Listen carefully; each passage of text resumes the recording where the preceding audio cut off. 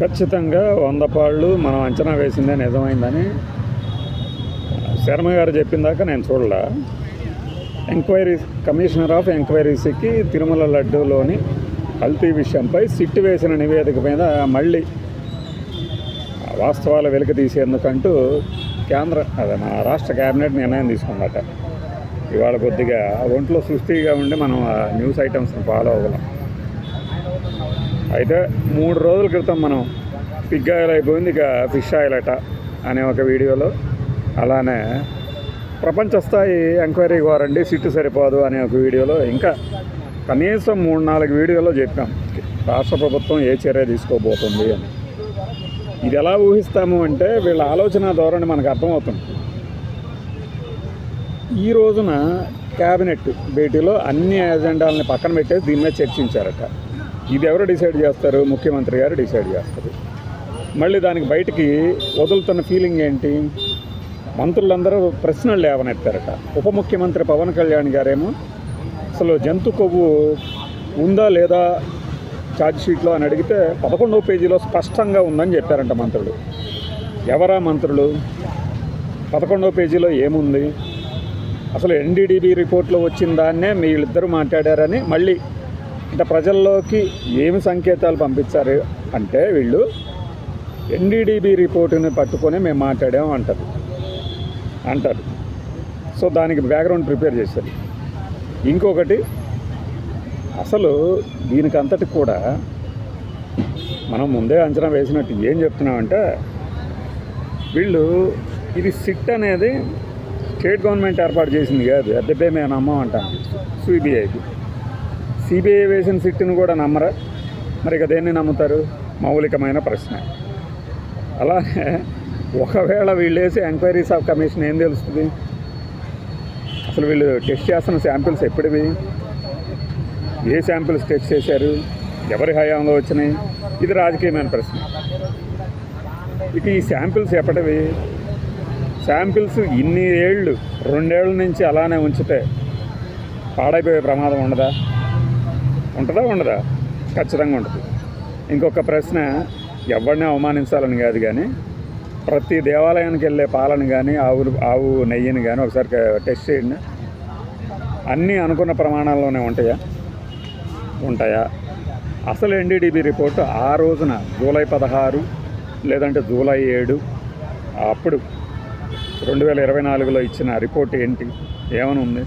ఒక 5 కాలమ్స్లో ఇచ్చింది. ఏమేమి కలిసి ఉండొచ్చు ఈ క్వాలిటీకి, అంటే ఈ పారామీటర్స్ అవుట్ సైడ్ కనుక ఉంటే నిర్దేశించిన ప్రమాణాలకి అది ఫారిన్ ఫ్యాట్ కలిసినట్టు అనుమానము అన్నారు. ఆ ఫారిన్ ఫ్యాట్ ఏమై ఉండొచ్చు, ఫారిన్ మెటీరియల్ ఏమై ఉండొచ్చు అంటే 5 కాలమ్స్లో రాశారు. రకరకాలు ఉన్నాయి అందులో. కానీ పర్టికులర్గా అదే కలిసిందని ఎలా చెప్పగలిగాను? మనమేమన్నా పండితులమా, శాస్త్రవేత్తలమా? కాదు, చెప్పారు. సరే, చెప్పిన దాని మీద నేను రిపోర్ట్ ఆధారంగా మాట్లాడాను అని చెప్తూ దాని మీద సుప్రీంకోర్టుకి వెళ్ళారు, నానాయాగి చేశారంటే మరి చేయకుండా ఎలా ఉంటారు? సుప్రీంకోర్టుకి వెళ్లకుండా ఎలా ఉంటారు? సమగ్ర విచారణ కోరుతూ వెళ్తారు ఎవడైనా. నీ సిట్టుని నమ్మకూడదు అని ఇప్పుడు సిబిఐ సుప్రీంకోర్టు ఏదైతే ఫామ్ చేసి పంపించిందో దానినే నమ్మకుండా మళ్ళీ దీన్ని కమిషనర్ ఆఫ్ ఎంక్వైరీస్ పంపిస్తున్నారు అంటే దాని అర్థం ఏంది? మీకు నమ్మకం లేదు. మరి వైరు వర్గానికి ఎందుకు నమ్మకం ఉంటుంది? రాష్ట్ర ప్రభుత్వం ఏర్పాటు చేసే సిట్ మీద సింపుల్ కదా. ఆ కోణంలో ఆలోచించినప్పుడు ఇంకా ఇలాంటివి చాలా జరుగుతాయి. వీళ్ళు ఏం చేస్తారంటే అవసరమైతే సుప్రీంకోర్టులోనే సుప్రీంకోర్టుకి వెళ్ళి వీళ్ళు ఏం మాట్లాడచ్చు అంటే, ఇంకా ఈ సిబిఐ కూలంకషంగా పరిశీలించినట్లేదు, కొన్ని అంశాల మీద మాకు మళ్ళీ సందేహాలు ఉన్నాయని అనాలి కానీ మేము అంగీకరించడం లేదు అనకూడదు. ఎందుకో తెలుసా? మేము ఏకీభవించట్లేదు అనే పదం వాడొచ్చాను. ఎందుకంటే దర్యాప్తు సంస్థలతో నువ్వు ఏకీభవించపో, కానీ వాళ్ళ విశ్వసనీయతని దెబ్బతీసేటట్టు ఎట్ట మాట్లాడుతూ. మరి నీకు కావాలంటే నేను వ్యంగ్యంగా పెట్టాను ప్రపంచ సంస్థల చేత ఏమైనా దర్యాప్తు చేయించాలా? అందుకని సుప్రీంకోర్టులో ఇంకొక ఎంక్వైరీ కోరచ్చు, లేదంటే ఇంకొక సిట్ వేయచ్చు. ఇప్పుడు వేసినట్టే వేస్తారు. కానీ ఇప్పుడు నేను లేవనెత్తిన సందేహాలే. ఇప్పుడు మామూలుగా మిగిలిన కేసుల గురించి అయితే మనం ఇలా మాట్లాడం. ఏదో మనోభావాలకు సంబంధించిన కేసు అని చెప్పేసి ముందు నుంచి చెప్తున్నారు కదా, అందుకనే తిరుమల లడ్డు తినే భక్తులుగా మేము కూడా మాట్లాడుతున్నాం. లేకపోతే దీని మీద ఇంత చీల్చి చెండాడాల్సిన అవసరమే లేదు. ఆ రోజున ఆ కొవ్వు కలిసిందని ఎందుకు మాట్లాడారు? ఈ రోజున అది లేదు అని సిట్ చెప్పింది కాబట్టే మళ్ళీ ఇది ఇంకో దానికి పంపించారు. లేకపోతే ఏది షాకింగ్ విషయాలు ఉన్నాయంటూ పేపర్లకు లీకులు ఇచ్చినప్పుడు, పేపర్లో రాస్తున్నప్పుడు 2-3 పేపర్లు ఏందో షాకింగ్ విషయాలు అందరికీ తెలిసినవి. టెండర్ల నిబంధనలు మార్చేశారట. గతంలో ఎన్నడూ లేని విధంగా సహకార డైరీలను వదిలేసి వేరే వాళ్ళని తెచ్చారట. 14-19 మధ్యనే భోలే బాబా గాళ్ళు ఎంట్రీ ఇచ్చారు. అప్పుడు ఏమైంది? ఇది ఇంకొకటి నెయ్యి నిబంధనలు ఎంత మాత్రం వీళ్ళు కొనుగోలు సామర్థ్యము, ఉత్పత్తి సామర్థ్యం లేని వాటికి ఇచ్చారు. మరి అప్పుడు మీరు ఇచ్చారుగా. అసలు ఇంత తక్కువ రేటుకి ఎలా ఇస్తారని అప్పుడేమో నాన్న డాల్డా కలిపితే ఇస్తారని. మరి అప్పుడు ఇచ్చినప్పుడు 2 ఏళ్లలోనే ఆవు నెయ్యి ఏమైనా విపరీతంగా పెరిగిపోయింది. అంతెందుకండి, మన ఆంధ్రప్రదేశ్లో పాల డైరీలు ఉన్నాయి. వాళ్ళు ఇచ్చే ఆవు నెయ్యి మంచిది కాదనే కదా ఇప్పుడు మిగతా వాటికి ఇస్తుంటుంది అని అర్థం. దీన్ని ఒప్పుకుంటారా? ఇది వేరే రకమైన విషయాలు. అయితే మరి సుప్రీంకోర్టులో ఈ సిట్ నివేదికని ప్రవేశపెట్టింది. సుప్రీంకోర్టుకి కానీ నెల్లూరు ఏసీబీ కోర్టుకి ఇచ్చారు. కోర్టు నిర్ణయం తీసుకోవాల్సిన వాటి మీద రాష్ట్ర ప్రభుత్వాల నిర్ణయాలు ఏంటి? తీసుకోవచ్చు, వాళ్ళ అధికారం కాబట్టి. మరి కోర్టు ఇంకా సూత్రధారుల్ని వైవి సుబ్బారెడ్డి పాత్ర ఉందా లేదా, వాళ్ళని అడగాల వద్దా అని మంత్రులు డిసైడ్ చేయటం ఏంటి? అంటే అధికారంలో ఉన్నారు కాబట్టి, టీటీడీ చైర్మన్ కాబట్టి వాళ్ళని విచారించాలంటామో సందేహం లేదు. వీళ్ళకి రూఢిగా తెలిసినప్పుడు వాళ్ళ దగ్గర ఉన్న ఆధారాలు ఏందో ఇవ్వాలి. ఇప్పుడు 2-3 కేసుల్లో చూసాం కదా, ఏదన్నా ఆరోపించగానే మీ దగ్గర ఉన్న ఆధారాలు ఏంది, మీకు మీరే బాంబులు ఇసిరేసుకొని ఎందుకు అలా చెప్తున్నారు, తప్పుడు ఆరోపణలతో చేస్తే ఊరుకోము, రివర్స్ కేసు పెడతామంటున్నారు కదా.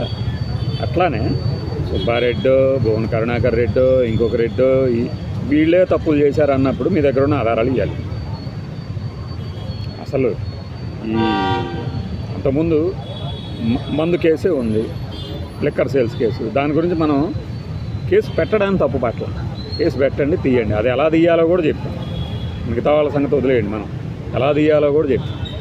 అసలు మందు తాగి సచ్చారు, మనకెందుకు? మందు తాగిన వాళ్ళ తాలూకు ఇది.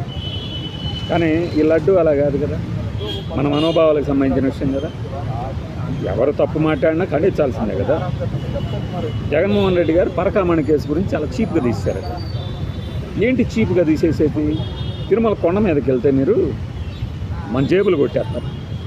పవిత్రమైన తిరుమల కొండ మీదే మా జేబులు కొట్టేస్తారా అంటావా? దొంగతనం కేసుకి ఎంత శిక్ష పడాలో అంతే పడుతుంది. అందులో సందేహం లేదు. ఆ సదరు ఆ పరకామణి కేసులో ఆ రైలు నుంచి పడి చనిపోయాడని చెప్తున్న తాలూకు పోస్ట్ మార్టం రిపోర్ట్ ఏమి ఇచ్చారు? ఇంతవరకు ఎందుకు బయట పెట్టట్లా? దాని వెనక వైఎస్ఆర్సీపీ వాళ్ళు ఉన్నారన్నారుగా, లోపలికి నెట్టండి వాళ్ళని. అంటే రాజకీయపరమైన ఆరోపణలు బలమైన సెక్షన్లకే పరిమితమైతే ఇలాంటివే తలెత్తుతాయి. ముందు ఆధారాలను పట్టుకోవాలి, దాన్ని బట్టి సెక్షన్లు పెడితే ఎవడు బయటికి తప్పించుకోలేదు. లడ్డుకి సంబంధించి కల్తీ జరిగింది, అసలు వైఎస్ఆర్సీపీ వాళ్ళు కల్తీ జరగనే లేదన్నట్టు దుష్ప్రచారం చేస్తున్నారు అంటారు. ఏ లేదు, వాళ్ళు ఒకవేళ దుష్ప్రచారం చేసినా మేము నమ్ముతున్నాం కదా కల్తీ జరిగింది. ఆ కల్తీ అనేది ఆవు నెయ్యికి బదులుగా వేరేది వాడారన్నారు. ఆ వాడిన దానికి తీవ్రత, మనం వాడిన పదం తాలూకు తీవ్రత తేడా, దీన్ని గమనించాలని కోరుతున్నాం. అంతేగాని మీరు అసలు చర్యలే తీసుకోవద్దని ఎవ్వడండి, తీసుకోండి, ఖచ్చితంగా తీసుకోండి. ఇప్పుడు బోర్డు సభ్యుల మీద కూడా తీసుకోవాలా. ఇది ఫైనల్ డిమాండ్. ఇంకా ఇట్లాంటివి మనం చాలా మాట్లాడుకున్నాం. బాయ్.